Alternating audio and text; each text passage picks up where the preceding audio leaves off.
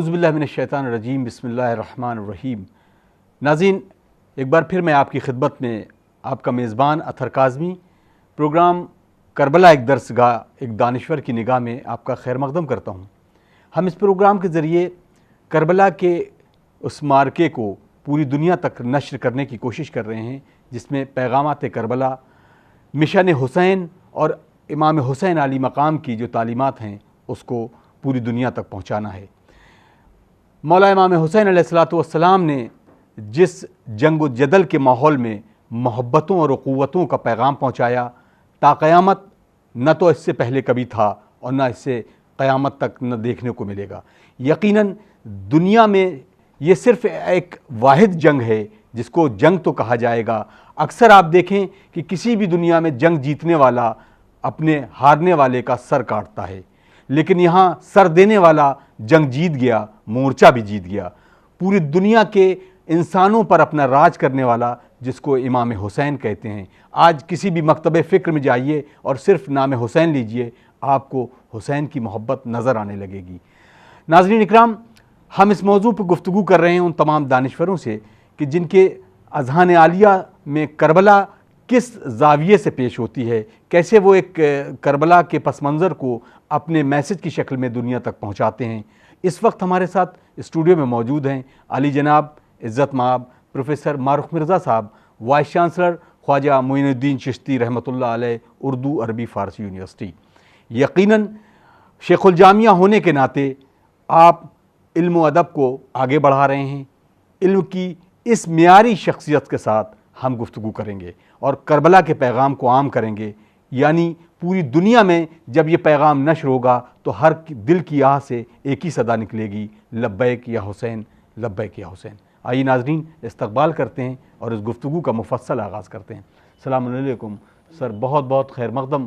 اور اس ماہ اذا میں جس طریقے سے کربلا کے پیغام کو نشر ہونا چاہیے، ہماری کوشش ہے کہ ہم اس پیغام کو نشر کر رہے ہیں۔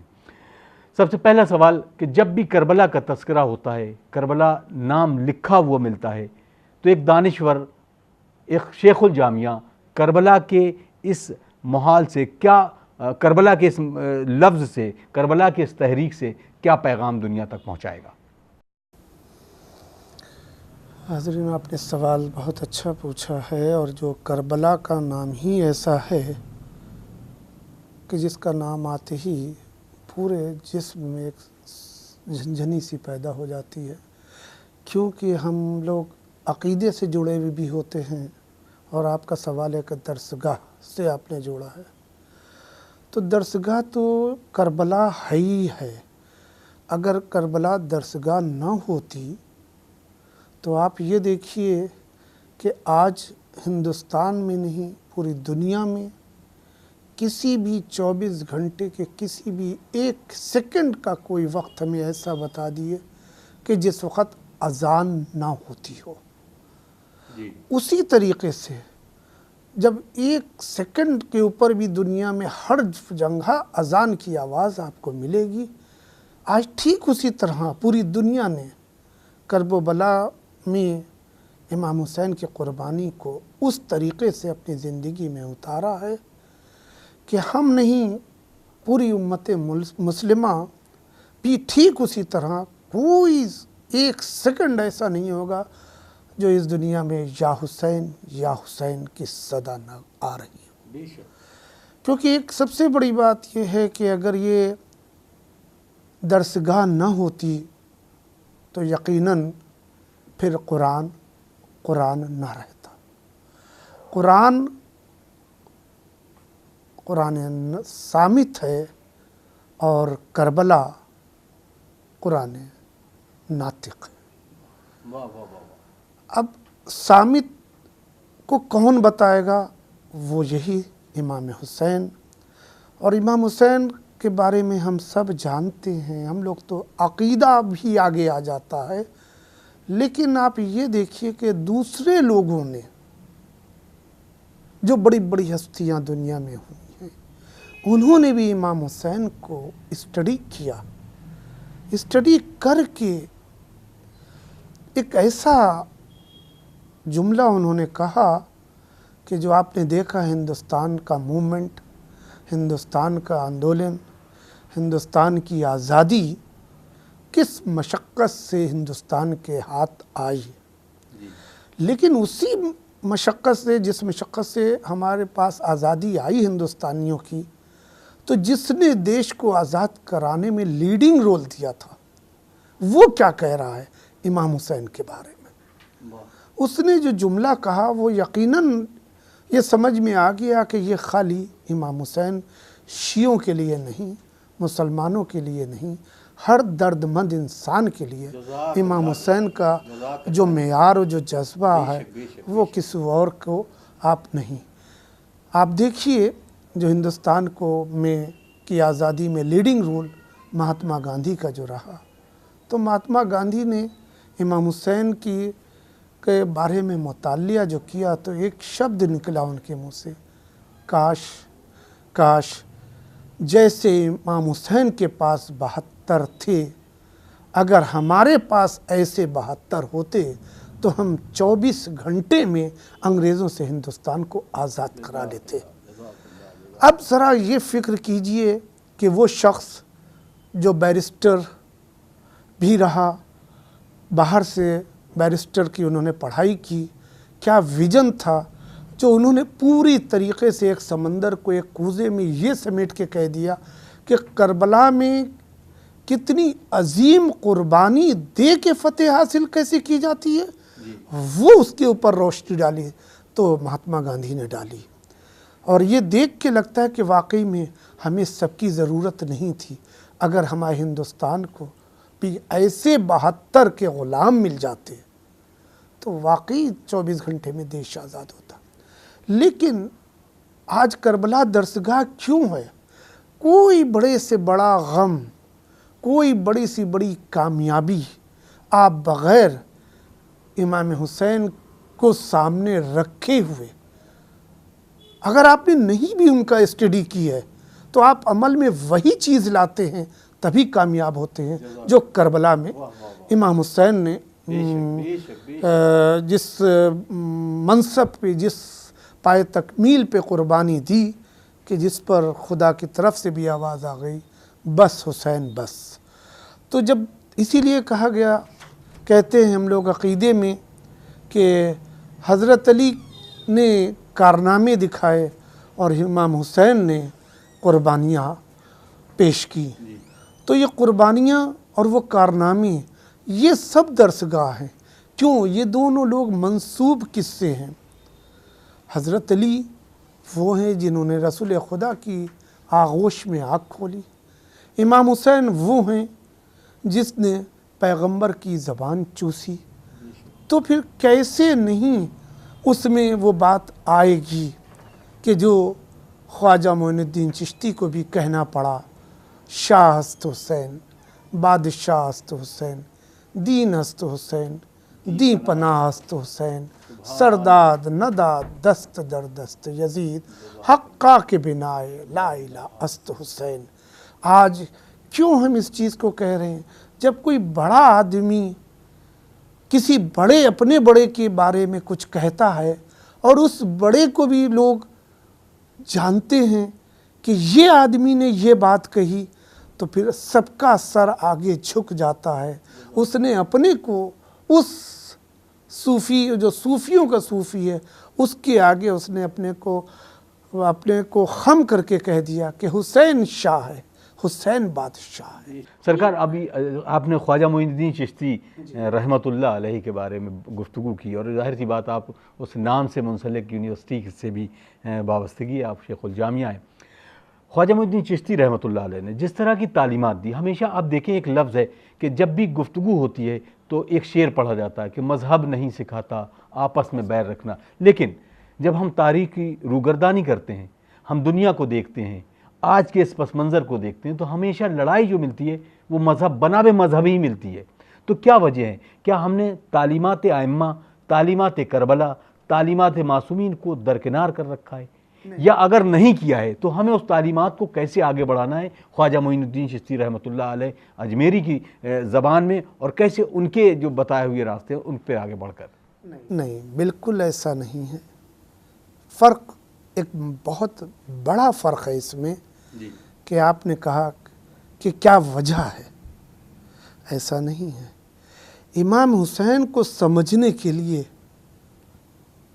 اور ایسا سمجھنے کے لیے ایک چیز ہوتی ہے کہ ہمیں خود سمجھنا ہے اور خود عمل کرنا ہے، جی ایک چیز ایسی ہوتی ہے ہمیں ایسا عمل کرنا ہے کہ جسے دیکھ کے دوسرے عمل کریں۔ جی تو اس میں اور اس میں فرق ہے۔ آج زمانے میں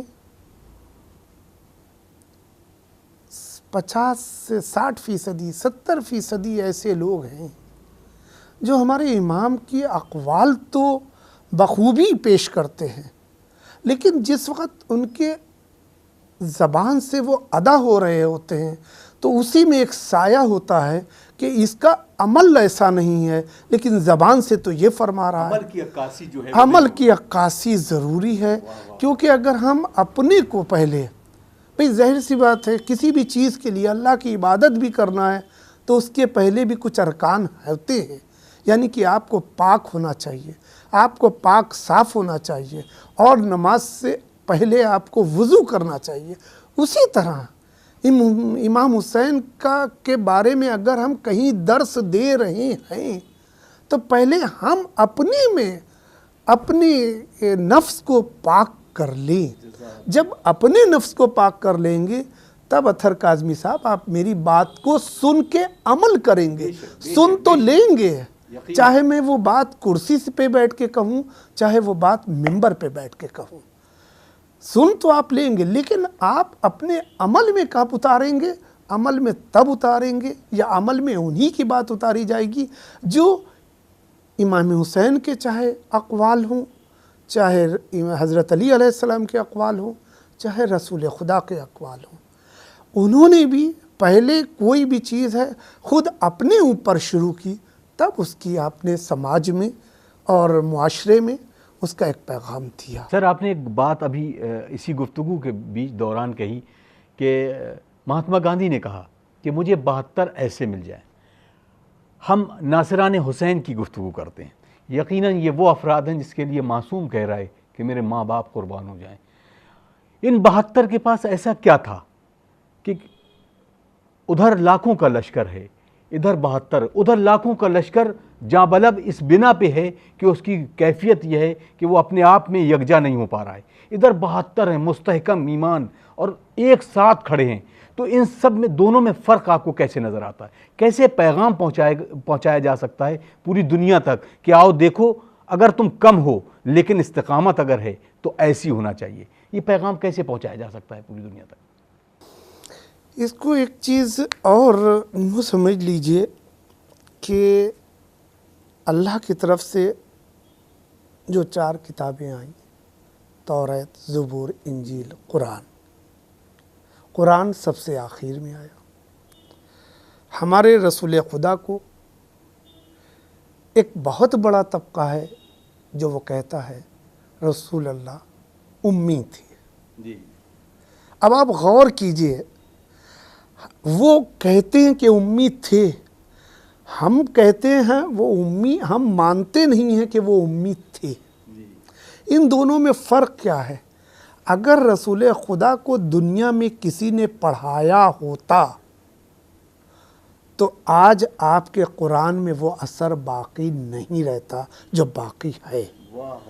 اس کو ایک فلسفیکل انداز سے یہ بات کہیں کہ اگر امی ہوتے تو یہ قرآن سب سے بعد میں آیا، تو اگر یوں رسول خدا کوئی چیز کہتے تو شاید اس زمانے کے لوگ کہتے ارے نہیں یہ تو ہمارے کیا بائبل میں ہے جو یہ انہوں نے پڑھا ہے اور وہ بتا رہے ہیں، جو زبور میں ہے وہ دیکھا ہے اور پڑھا ہے اور وہ سنا رہے ہیں، وہ انجیل میں دیکھا ہے اور پڑھا ہے وہ بتا رہے ہیں۔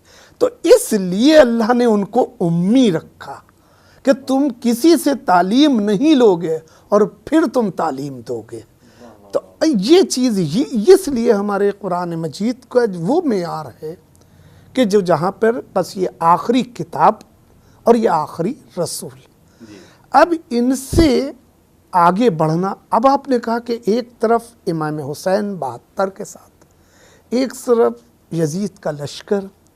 میں بتاؤں گا کہ ایک واقعہ میرے ساتھ ایسا گزرا کہ جب محرم کا چاند نمودار ہونے والا، یعنی بقرعید کی 29 تاریخ، اور اس کے 1.5 مہینے پہلے، کیونکہ آپ نے کہا ہے درسگاہ، درسگاہ میں سب چیزیں آ جاتی ہیں، اور مجھے ذہن میں نہیں رہا، میں سوچا 28 تاریخ رہے گی، تو میں نے وہ ان کو انگریزی تاریخ دے دی کہ میں آؤں گا، اور تاریخ 29 اور 30 کی وجہ سے کسی طرح وہ 29 تاریخ ہو گئی۔ تو میرے جسم میں ایک لرزہ رہا کہ 29 کی شام کو ماہ رخ مرزا اپنے گھر کے امام باڑے کو سجانے کے بجائے گھر سے دور ہے۔ ایسے موقع پہ تو لوگ اپنے وطن جاتے ہیں صرف اس لیے کہ مولا کی آمد ہے، اور ماہ رخ مرزا اس دن اپنے وطن سے باہر۔ تو میں ان کو منع نہیں کر پایا، میں گیا، کیونکہ اس چیز کو سمجھتے ہوئے کہ تقیہ بھی ہے اسلام میں اور ہمارے یہاں بھی۔ اور میں اس پروگرام میں گیا جہاں پہ لگ رہا تھا کہ صرف اللہ میرا امتحان لے رہا ہے اور شیطان اپنی پوری قوت دکھا رہا ہے۔ سارے پروگرام کے ایونٹس ہو چکے تھے، بس 2 ایونٹس ایسے رہ گئے تھے کہ جس کو میں یہ سوچا تھا کہ میں نے کون سا اتنا بڑا گناہ کیا یا اللہ کہ میرے سامنے صرف یہی 2 ایونٹ ہیں۔ بیت بازی کا پروگرام ہوتا تب بھی سمجھ میں آ جاتا، کوئی اور ڈیبیٹ ہوتی سمجھ میں آ جاتا، ایسے کمپٹیشن ہوتا سمجھ میں آ جاتا، لیکن سارے ایونٹ ہو کے کیونکہ انہوں نے بھی جو کوئی چیف گیسٹ بنا کے بلایا تھا، تو انہوں نے بھی اپنے مطابق وہ سب سے بہترین پروگرام کے یہ چیف گیسٹ آ جائیں گے تو یہ ان کے سامنے ہوگا۔ وہ ہمارے مذہب کے حساب سے بری اچھی بات نہیں ہے، لیکن کسی کے مذہب کے حساب سے وہ اچھی بات ہے، اس لیے اس میں بھی کوئی وہ چیز نہیں تھی، صرف ان کے مذہب کے انداز میں ان کی پوجا ہو رہی تھی، یعنی کہ یوں کہہ لیجئے کتھک، یا جو ہمارے اہل ہنود کیا ہوتا ہے ڈانس کا پروگرام، ڈانسنگ کمپٹیشن۔ یقین مانیے میں جو بیٹھا تو میرے پاس میں میرے دوسرے خصوصی اور مہمان جتنی بار وہ ایونٹ ختم ہوتا تھا اور سب کے ہاتھ تو ایک ساتھ تالی پہ جاتے تھے، لیکن میں نے ایک بار کچھ نہیں کیا، یوں ہی بیٹھا رہا، تو جیسے دوسروں نے دیکھا ہم تو اتنا خوش ہو کے تالی بجا، کیونکہ ان کو نہیں معلوم، وہ میرے جذبات سے نہیں جانتے، لیکن میں نے نہیں کیا۔ تو دوبارہ جب پھر ہوا تو پھر انہوں نے پھر میری طرف دیکھا، تو میں نے کہا کہ پھر میں نے ان کے احساس دلانے کے لیے کہ نہیں میں آپ کے ساتھ ہی شریک ہوں، فزیکلی بھی مینٹلی، بس but mentally I was out from that particular area. تو میں نے پھر یوں ہاتھ کر کے لا کے یوں روک دیا، اور اس کے بعد میں جب ایونٹ کا اینڈ ہونے لگتا تھا، جب لوگ تالیاں، تو میں کسی نہ کسی موضوع کو کر کے ان کو اپنی طرف لے لیتا تھا کہ جس سے باقی تالی بجاتے رہیں اور ہم 1 سیکنڈ کی گفتگو کر لیں خالی۔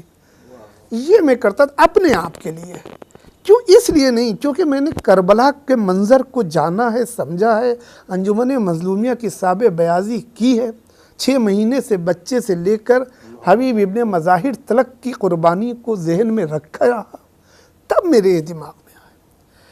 تو وہ بھی بات آئی اور چلی گئی، یہ تو میں نے کیا۔ مجھ کو جب انہوں نے شال ڈالی تب بھی میں نے ان کو احساس نہیں ہونے دیا کہ میں اتنا اس وقت گمبھیر یا سنجیدہ ہوں، لیکن جتنا اپنے کو روک سکتا تھا اتنا روکا۔ وہ بھی بات آئی اور چلی گئی۔ میں نے کہا مولا مجھ سے یہ امتحان لے رہا ہے، اس امتحان میں بھی مولا آپ ہی کو پاس کرنا ہے، کوئی اور کو پاس نہیں کرنا۔ تو جب چیف گیسٹ ہوتا ہے تو ظاہر سی بات ہے اس کو بولنا بھی پڑتا ہے، اور اس خوشی کے ماحول میں بولنا، اور 29 محرم 29 بقرعید، صرف غور کیجئے کہ کہ جس کے ہاتھ میں بیاض بھی رہتی ہے اور وہ 29 کی شب کیا حال ہو رہا ہوگا. لیکن میں اس لیے بتانا چاہ رہا ہوں کہ شاید وہیں پہ بھی ایک معجزہ ہوا. جو بچے ڈانس کمپٹیشن کر رہے تھے، جو بچے یہ سب کر رہے تھے، ان کو سب کو ایوارڈ دے دیے گئے. اور وہ ایوارڈ دینے کے بعد میں عموماً ہوتا ہے بچوں سے جائیے بیٹھیے. تو بچے پھر بیٹھتے ہیں کہ مہمان خصوصی کے 2 الفاظ سنیں. لیکن کیا یہ معجزہ تھا کہ جتنے بھی انہوں نے ایوارڈ لیے سب چلے گئے اور صرف اس میں ایک باشعور ایجوکیٹڈ لوگ ہی بیٹھے رہے. میں تو گیا تھا بچوں کے پروگرام میں، تو ظاہر سے بچوں سے ملتی جلتی ہی اسپیچ اپنا رکھتا، موضوع رکھتا. لیکن جب وہ گئے تو میں نے منچ پہ آ کے یہی کہا کہ میں یہ سوچ کے آیا تھا کہ مجھے یہ بولنا ہے، لیکن وہ لوگ ہی نہیں ہیں جن کے سامنے میں وہ بولوں، تو میں اپنے موضوع کو بدلنا چاہ رہا ہوں اور اب میں اپنے موضوع کو بدل کے بولوں گا. پھر میں نے ان کو 1-2 لفظوں میں کہا کہ شکریہ، آپ نے مجھے انوائٹ کیا، مجھے اس لائق سمجھا کہ آپ نے اپنے وشودیالیہ میں بلایا. پھر میں نے ان سے یہ بات کہی، میں نے کہا آج کا وہ دن ہے کہ کوئی ہستی ہم کو بلا نہیں سکتی تھی، لیکن یہ 1.5 مہینہ 1 مہینے پہلے سے کمٹمنٹ تھا جو میں آج آ گیا. میں کوئی بہت بڑی چیز نہیں ہوں، بہت عام چیز، لیکن آج کا دن ہمارے لیے وہ ہے کہ آج کے دن ہمارے گھر کے اندر آج کی شب سے ہماری زوجہ کیا ہر شیعہ گھرانے کی عورت سہاگن ہونے پر شام کو امام باڑے میں چوڑیاں پہن کے یوں جا کے توڑتی ہے. آج میں آپ کو اس کے بارے میں لے کے چل رہا ہوں کہ آج کا دن ہمارے لیے، آپ نے سب نے جانتے ہوں گے کہ امام حسین کا ماتم دنیا میں ہو رہا ہے، تعزیہ، نہ جانے کتنے اہل ہنود، نہ جانے کتنے لوگ تعزیہ ان کے کیا منت کے ہوتے ہیں، وہ چاہے کسی بھی مذہب و ملت کے. تو اب بتائیے کہ آج وہ دن تھا. تو آج میں پھر یہی بتانا چاہتا ہوں کہ امام حسین کون تھے، کیا تھے. میں نے اسی پہ ان کو یہ لیا کہ آپ ایک چیز بس چھوٹے سے انداز سے لے لیے کہ یہی مہینہ تھا، آخری حج کے لیے نکلے تھے اور ان لوگوں نے حج بھی نہیں کرنے دیا. تو انہوں نے سوچا ظالموں، حج نہیں کرنے دے رہے ہیں تو خانہ کعبہ کو خوریزی سے بچایا جائے. تو انہوں نے حج کو عمرے سے بدل کے واپس ہوئے. تو کیونکہ یزیدیوں کا مقصد کچھ اور تھا، رسول اللہ کی امت کو ختم کرنا چاہ رہے تھے، اسلام کا نام لینے والا کوئی نہ رہے، یہ ان کا منصوبہ تھا. تو ان کو ایک اس وقت سے 1400 سال پہلے ایک ایسے جنگل میں گھیرا کہ جہاں وہ اپنے گھر کے چھوٹے چھوٹے بچوں، زوجاؤں، عورتوں، رشتہ دار سب ساتھ میں تھے. تو اگر یہ جنگ ہوتی تو کیا ایسے ہوتی جو لوگ کہتے ہیں کہ کربلا ایک جنگ تھی. کربلا ایک جنگ نہ تھی، نہ ہے، نہ ہو سکتی. کربلا صرف ایک درسگاہ تھی، درسگاہ ہی ہے اور درسگاہ ہی رہے گی. کیونکہ وہ چیز جب میں نے ان کو بتایا تو کہ وہ ہل گئے. میں نے کہا آپ اپنے خالی نفسیاتی اگر آپ کے سینے میں تھوڑا سا درد ہے تو آپ یہ سوچئے خالی کہ آپ کو اپنے بچے کو 2 سال 3 سال کے لیے کہیں بھیجنا پڑ جاتا ہے تو گھر میں ماں باپ کے اوپر کیا کیفیت ہوتی ہے. جبکہ ہر گھنٹے ٹیلی فون رکھا ہے سامنے، آپ باقاعدہ سامنے چیٹنگ کر کے بات کر سکتے ہیں. لیکن 1400 سال پہلے پورا ایک کنبہ کسی کام کے لیے نکلا، ایک نیک راہ کے لیے نکلا، اور وہاں سے ایک جگہ سے دوسری جگہ انفارمیشن بھی نہیں جا سکتی اتنی آسانی سے. اور اس کو سوچئے کہ کیا عالم ہوگا کہ کاش کوئی وطن کا ہے بھی نہیں کہ جو دیکھے. کس حال میں، اس حال میں مولا امام حسین کو گھیر کے لوگوں نے. اور میں نے کہا 1 سال 2 سال 3 سال نہیں، آپ لوگ بھی مذہب کو مانتے ہیں، اوتاروں کو مانتے ہیں، ہمارے کیا بھی 1,24,000 انبیاء ہیں. لیکن آپ یہ سوچئے کہ 14 سال خالی ونواس ہوا تھا، کوئی پریشانی نہیں ہوئی تھی. لیکن ونواس ونواس ہوتا ہے، جبکہ کچھ نہیں تھا، کھانے کو بھی مل رہا تھا، پانی کو بھی مل رہا تھا، لیکن ونواس ونواس ہے، لوٹ کے آئے۔ لیکن یہاں کیا ہے کہ یہ 72 گئے تو لوٹ کے نہیں آئے۔ ایک چھوٹا سا بچہ تھا، اس کو بھی قربانی اسلام کے نام پر امام حسین نے دی اس کے نام۔ تو اس تصور کو اگر آپ ذہن میں رکھیں تو آپ سب سمجھیں۔ اور پھر میں نے کہا کہ یہ بھی یاد رکھیے، میں پھر آپ کو بتا رہا ہوں کہ اسلام کا، مسلمان کا آتنکواد سے دور دور نہیں لینا دینا ہے۔ بس یوں سمجھ لیے کہ ہر وہ شخص، ہر وہ آدمی آتنکوادی ہی کہلائے گا جو کسی کے بھی مذہب کو برا کہے گا، کیونکہ یہی شروعات ہے کہ تم خراب ہم اچھے، اور جب تم خراب ہم اچھے پہ شروع ہوئے تو جس کے ہاتھ میں پاور آتی چلی جاتی ہے وہ ظلم کرنا شروع کر دیتا ہے۔ اسی ظلم کے خلاف امام حسین نے کھڑے ہو کر قربانی دی۔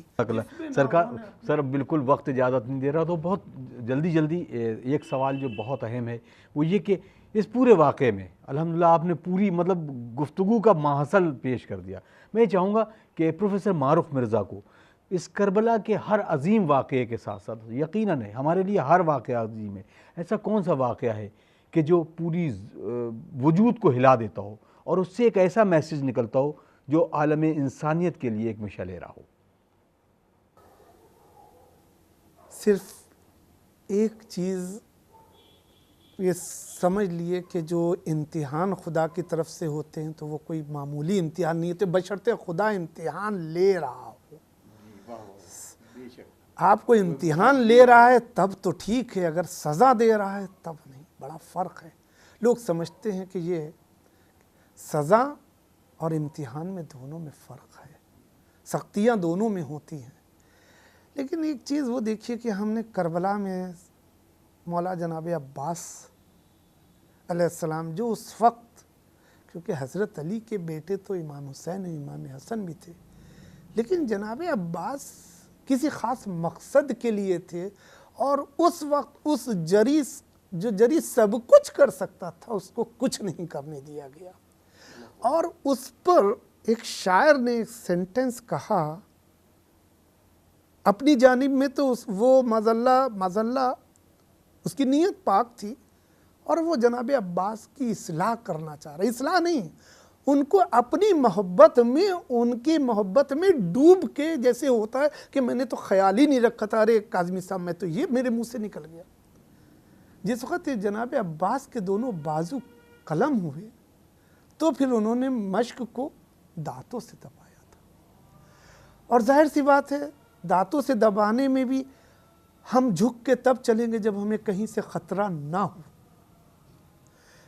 لیکن جب دانتوں سے دبایا تو سامنے بھی اشقیاء تھے کہ کاش یہ پانی خیام حسینی تک، حضرت سکینہ تک پہنچ جائے، تو انہوں نے دانتوں سے جب اپنی مشق کو یوں پکڑا تو ظاہر سی بات ہے گردن کو بھی اونچا کرنا ہے اور لوگوں کو دیکھنا بھی ہے۔ اس وقت شاعر یہ کہتا ہے،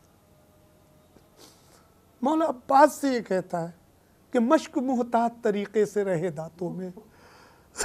غور کیجئے، کیونکہ جب مشق آپ کے دانت میں ہوگی تو 2 بوند رزق کے ریخوں سے جا سکتے ہیں، اس پہ وہ شاعر کہہ رہا ہے مشق محتاط طریقے سے رہے دانتوں میں، تیرے ہونٹوں پہ مشیت کی نظر ہے عباس، مطلب کوئی نہیں دیکھ رہا ہے۔ تو اس عالم کو اگر آپ غور کیجئے تو میں آج تک ایک یہ شعر سن جب بھی کہتا ہوں تو کانپ جاتا ہوں، اور ایک شعر اور ہے جو امام حسین کے بارے میں ہے۔ یہی لکھنؤ ہے جہاں انیس و دبیر کے مرثیے میں میر انیس کا ایک بند تھا، اسی قربانی کے اوپر بقرعید میں ہم آپ جانور کو قربان کرتے ہیں اللہ کی راہ میں تو اس کو 3 بار پانی اور 3 بار کھانے سے منہ ہٹا لیتا ہے تب ذبح کرتے، وہ بھی واجب ہے تو کرتے۔ تو اس پر میر انیس نے किसी जगह पे कहा कि मैं मरसिया तो नहीं पढ़ूंगा, मरसिया तो दूसरे ने पढ़ दिया, मैं सिर्फ एक मिसरा पढ़ूंगा और ये दावा है कि घर तक रोते हुए जाएंगे।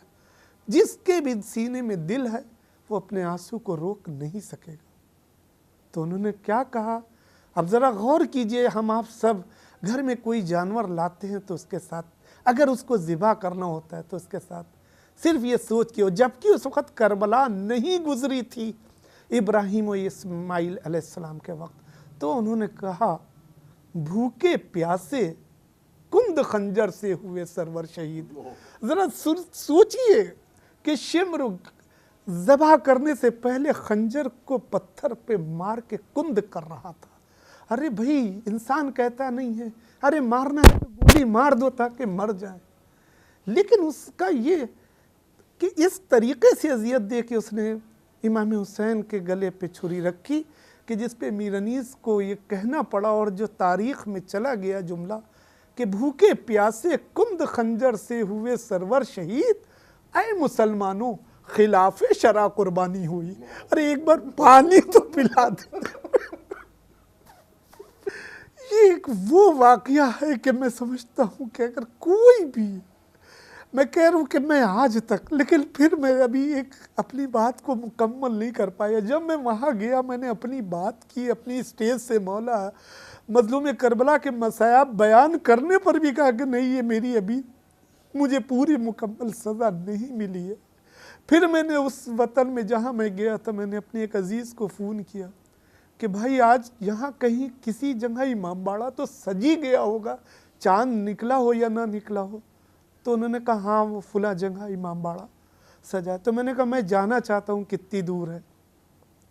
फिर मैं वहाँ गया, तब जाके दिल कवी हुआ कि जैसे मालूम देता है कि वहाँ पे एक बैनिया नवा हो रहा था, उसमें मेरी शिरकत हो गई। मैंने सोच लिया अपने आप को कि ये मौला आप हमारे लिए इतने मौजिज़े करते हैं, लेकिन बस एक मौजिज़ा और कर दिएगा कि इस जिस्म से रूह निकले तो फिर आपकी फर्श अज़ा पर निकले। नाज़रीन, आप देख रहे थे प्रोग्राम करबला एक दरसगाह और हमारे साथ थे इज़्ज़त-माब आली जनाब प्रोफेसर मारुख मिर्ज़ा साहब, वाइस चांसलर ख्वाजा मोइनुद्दीन चिश्ती उर्दू अरबी फ़ारसी यूनिवर्सिटी।